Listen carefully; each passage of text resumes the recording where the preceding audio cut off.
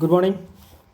So இந்த வீடியோவில் நம்ம ஜூலை 23 அஃபேர்ஸ் க்ளவுட் இன்சைட்ஸ் தான் பார்க்க போகிறோம். ஸோ ஃபஸ்ட் நியூஸ் என்ன அப்படின்னா ஒரு முக்கியமான நியூஸ்.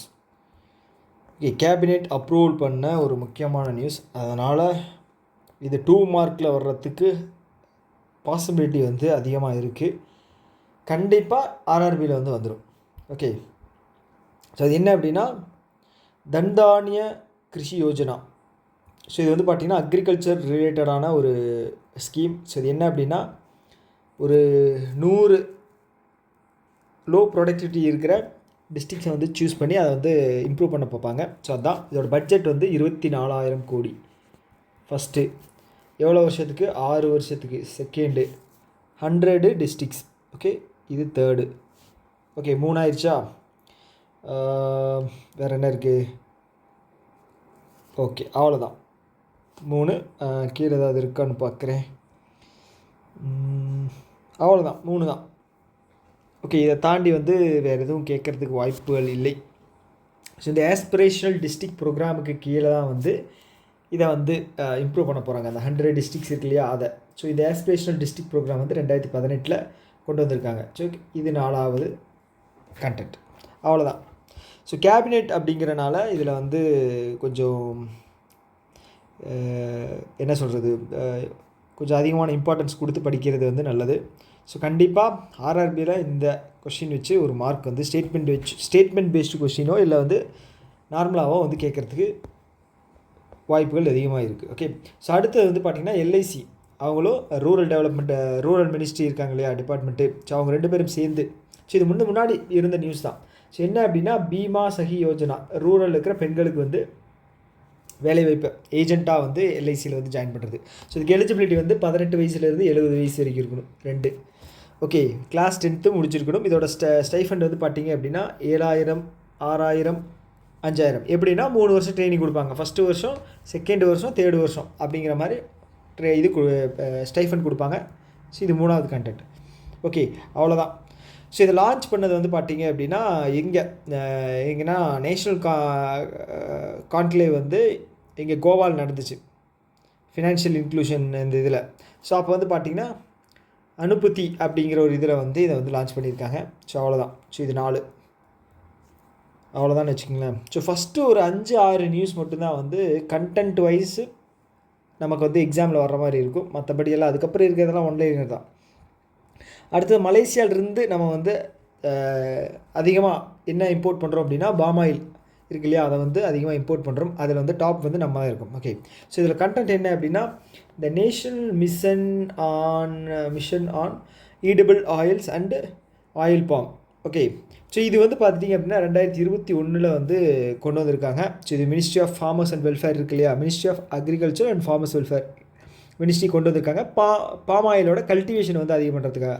ஸோ அதுபடி டார்கெட் வந்து 2.8 மில்லியன் டன்னு எப்போது 2030. ஓகே, அவ்வளோதான். 3 மலேசியாவிலேருந்து நம்ம அதிகமாக இம்போர்ட் பண்ணுறோம். அவ்வளோதான். ஸோ வேறு என்ன இருக்குது? ஸோ இதை தாண்டி வந்து பெரிய நியூஸ் எதுவுமே இல்லை. அடுத்தது இது வந்து ஒரு இது என்ன சொல்கிறது, சைபர் ஸ்கில் சென்டரை வந்து மும்பையிலேருந்து இது பண்ணுறாங்க. யார் அப்படின்னா டிஎஸ்சிஐ. இவங்க வந்து நாஸ்காமுக்கு கீழே வரக்கூடியவங்க. ஸோ அதன் மூலமாக வந்து ஸ்கில் இம்ப்ரூவ்மெண்ட் அப்படிங்கிறது கொடுக்க போகிறாங்க. 1000 பேரை சூஸ் பண்ணி. ஓகேங்களா? ஸோ அவ்வளோதான், பெரிய இதெல்லாம் கிடையாது. இது வந்து இந்த கௌஷல் விகாஸ் யோஜனா இருக்கு இல்லையா, ஸோ அது வந்து 2015 லான்ச் பண்ணாங்க. எதுக்காக அப்படின்னா ஸ்கில் ட்ரைனிங் கொடுக்குறதுக்காக. ஸோ அதுக்கு கீழே தான் வந்து இந்த சைபர் செக்யூரிட்டி ஸ்கில் ட்ரைனிங் அப்படிங்கிறது தர போகிறாங்க. அடுத்து இந்த ஆர்ஆர்பி அமல்கமேஷன் இருக்கு இல்லையா, ஸோ இதுவும் வந்து ஒரு முக்கியமான நியூஸ். ஆர்ஆர்பி எக்ஸாமில் பார்த்துட்டிங்க அப்படின்னா இதிலிருந்து ஒரு நியூஸ் கன்ஃபார்ம். ஓகே, இது என்ன அப்படின்னா மொத்தம் வந்து 43 இருக்கிறத 28 அப்படின்னு மாற்ற போகிறாங்க. 1 ஸ்டேட் 1 ஆர்ஆர்பி அப்படிங்கிற ஸ்கீம்.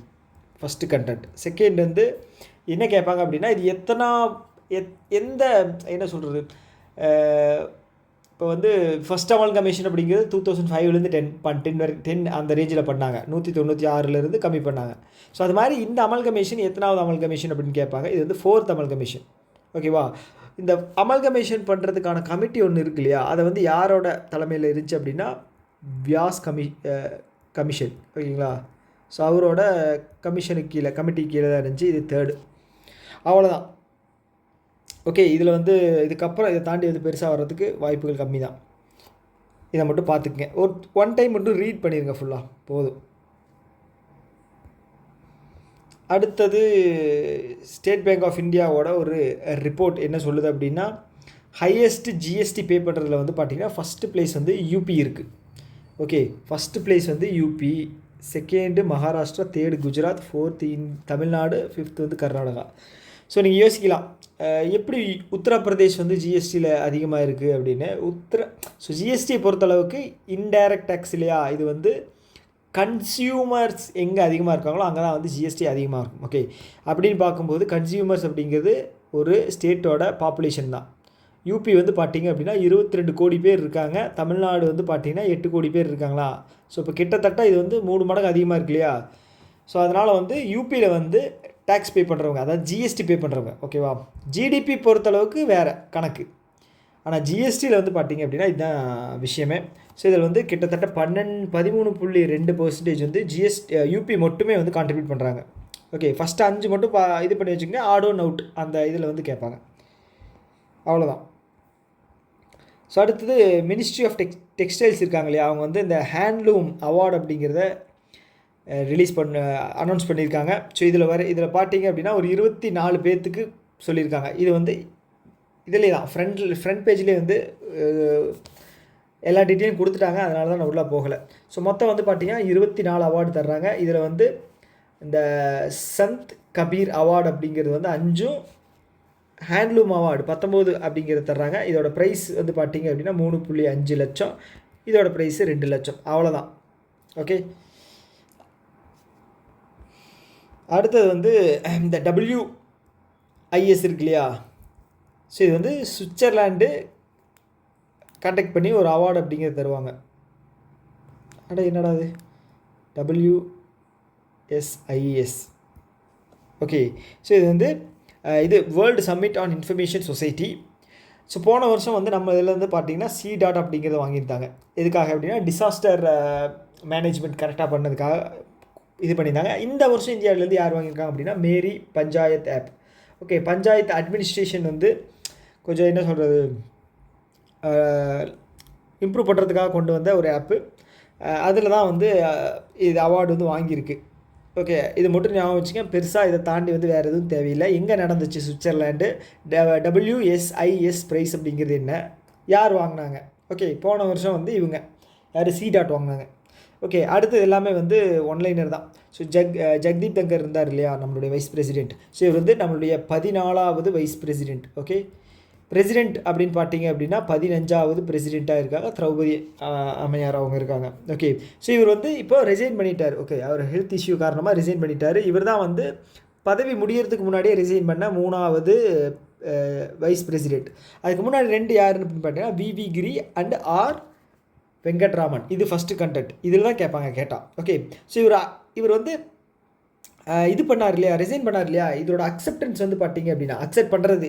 ஸோ எந்த ஆர்டிக்கலோட இதுபடி வந்து கான்ஸ்டியூஷன் படி பிரசிடெண்ட் வந்து இதை அக்செப்ட் பண்ணுறாங்க அப்படின்னா ஆர்டிக்கல் 67A இதுபடி தான், கான்ஸ்டியூஷன் படி தான் இவங்க வந்து அவரோட இதை வந்து அக்செப்ட் பண்ணிக்கிட்டாங்க, அவ்வளோதான்.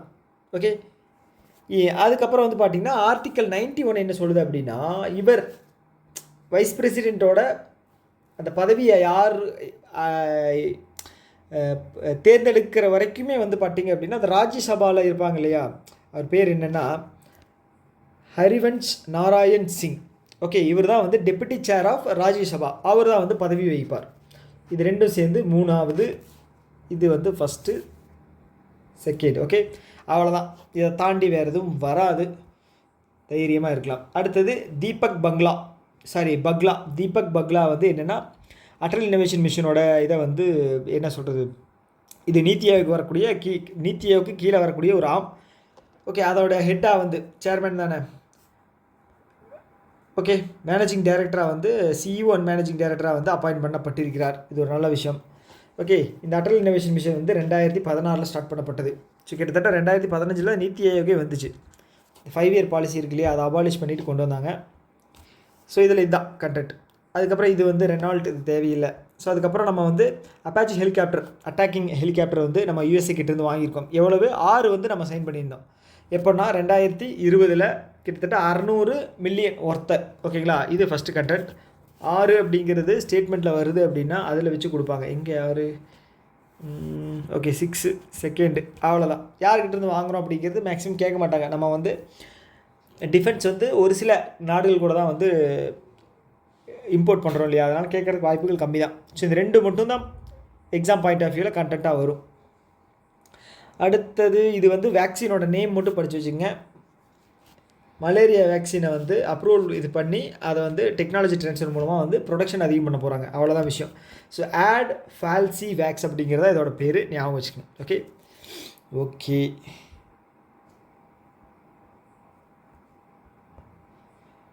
இது வந்து என்விரான்மெண்ட்டு படிக்க தேவையில்லை. அடுத்தது வந்து வேகாஸ் எங்கே இருக்குது, யூஎஸில் இருக்குது. அதோட ஒரு free style chess grand slam வந்து நடந்திருக்கு. இதில் வந்து லெவான் அரோனியன் வந்து வின் பண்ணியிருக்கார். இவர் வந்து யூஎஸ்ஏ.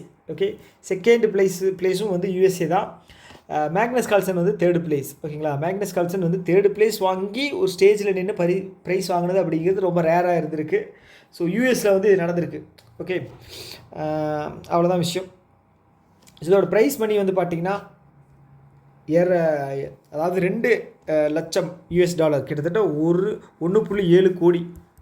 லைஃப் செட்டில்டு 1.7 கோடி. நம்ம இதில் வந்து பார்த்திங்கன்னா பிரக்னானந்தாவும் இவரும் பேர் என்ன, அர்ஜுன் எர்கேசி வந்து 6th பிளேஸு, பிரக்னானந்தா வந்து 7th பிளேஸ்.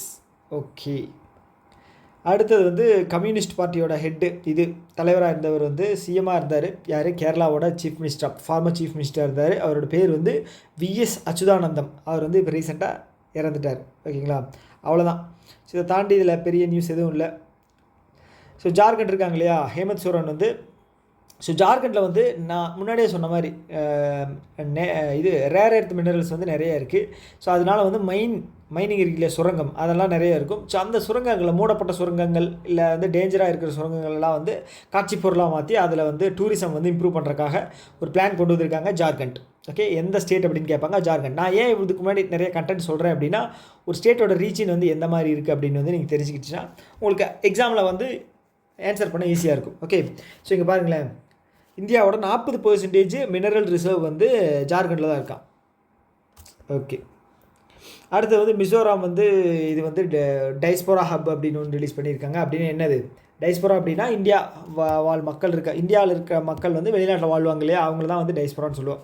ஸோ அதான் ஒரு இது பண்ணி லான்ச் பண்ணியிருக்காங்க. பெரிய விஷயம் இல்லை, அவங்கள கனெக்ட் பண்ணுறதுக்கு. மிசோராமில் இருந்த மக்கள் வந்து வெளிநாட்டுக்கு போய் வேலை செஞ்சுட்டு இருப்பாங்க, அவங்கள கனெக்ட் பண்ணுறதுக்காக ஒரு பிளாட்ஃபார்ம் மாதிரி, ஒரு போர்ட்டல் மாதிரி லான்ச் பண்ணியிருக்காங்க. அவ்வளோதான். Okay, tata bye by.